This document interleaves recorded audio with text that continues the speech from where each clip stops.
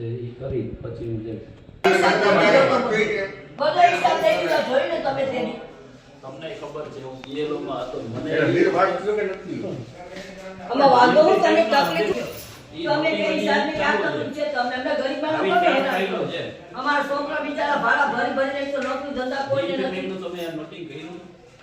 આરી બિલનું નાખે શું ગયું ને